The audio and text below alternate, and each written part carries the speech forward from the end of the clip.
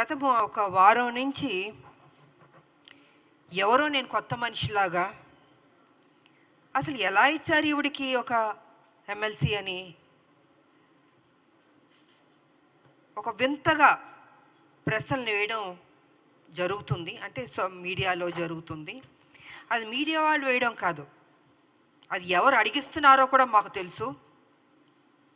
పాపం BJP TRS వాళ్ళకి ఏం అర్థం కావట్లేదు అనుకుంటాను. ఒక మహిళగా మీ రెండు పార్టీలకు నేను సేవలు అందించాను.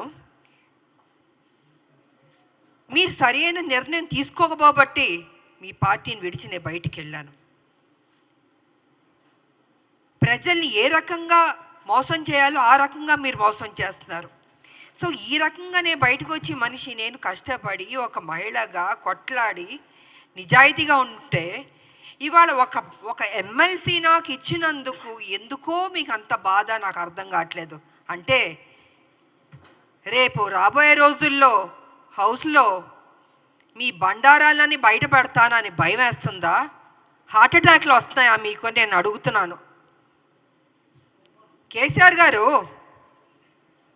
మీ పార్టీలో నా పార్టీని విలీనం చేయించుకున్నారు, తల్లి తెలంగాణ పార్టీని.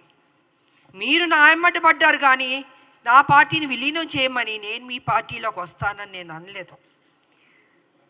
ఈ రకంగా మీరు నా విలీనం చేయించుకొని నా చేత పని చేయించి ఉద్యమాలు అన్నీ చేశాను, కష్టపడ్డాను.